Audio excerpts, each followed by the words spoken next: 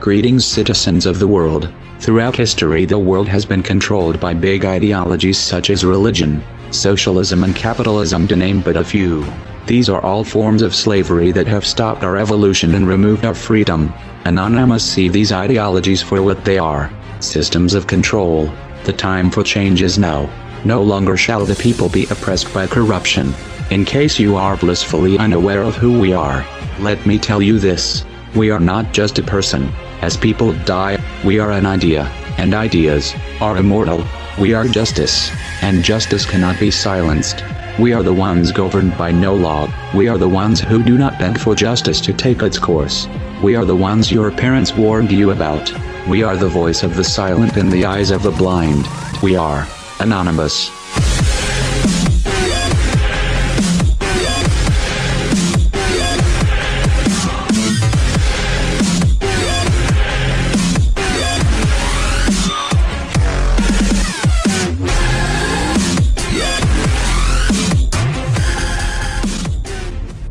The tendency to relate past events to what is possible in the present becomes more difficult as the scope of the geopolitical environment changes. It is a useful thing, then, to ask every once in a while if the environment has recently undergone any particular severe changes, thereby expanding our options for the future.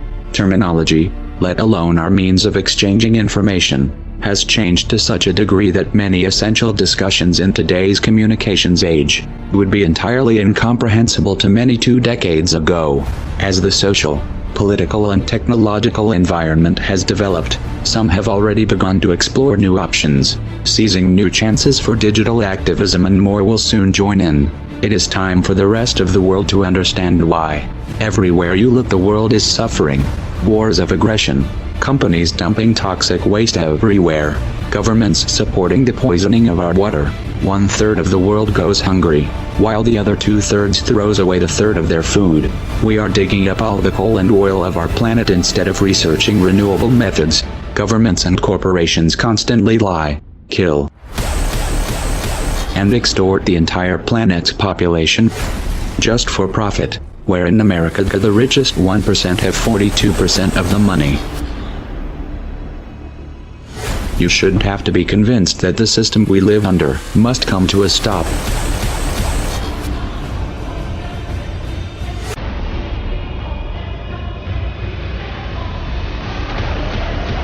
If you want to alter the course that we're on, there's only one way to do it. We need to wake up that public. Even the most powerful weapons of war are neutralized if you reach the mind of the man behind the trigger. How do we wake the masses, you asked? Don't wait for someone to answer that for you. Get creative. Act like your children's and grandchildren's futures depend on it. Because they do. No one wants to believe that their kids are going to live under a military dictatorship. No one wants to see this coming. So most people put their head in the sand and do their best not to think about it.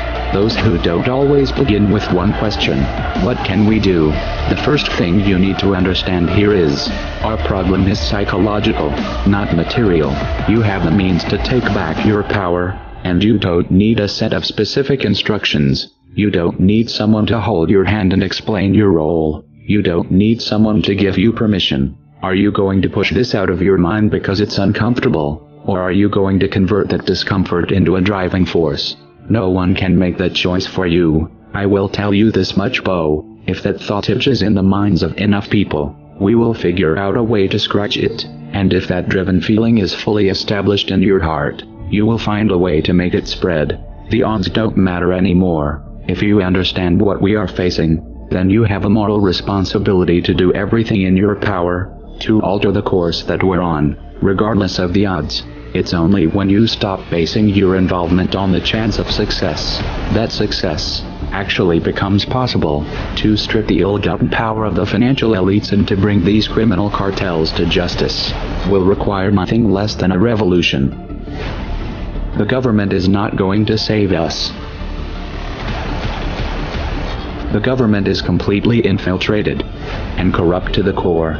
Looking to them for help is completely arrogant.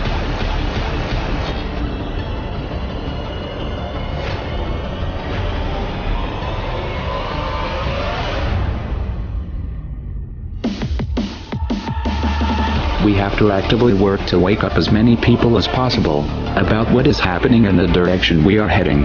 All revolutions originate from a shift in the mindset of the population, and no other meaningful resistance is possible without it. When an idea hits critical mass, it begins to spread on its own and spreads to all levels of society. We need more people in this fight. We need more people speaking up, making videos, writing articles, getting this information onto the national and international stage. We are anonymous. We are legion. We do not forgive. We do not forget. Expect us.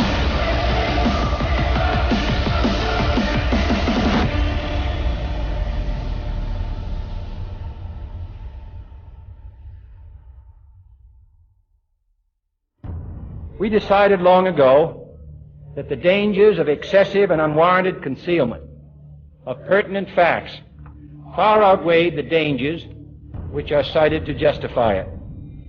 And there is very grave danger that an announced need for increased security will be seized upon by those anxious to expand its meaning to the very limits of official censorship and concealment.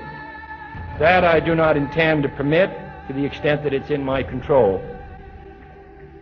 For we are opposed around the world by a monolithic and ruthless conspiracy that relies primarily on covert means for expanding its sphere of influence, on infiltration instead of invasion, on subversion instead of elections, on intimidation instead of free choice, on guerrillas by night instead of armies by day. It is a system which has conscripted vast human and material resources into the building of a tightly knit, highly efficient machine that combines military, diplomatic, intelligence, economic, scientific, and political operations. Its preparations are concealed and not published. Its mistakes are buried and not headlined. Its dissenters are silenced and not praised. No expenditure is questioned, no rumor is printed, no secret is revealed.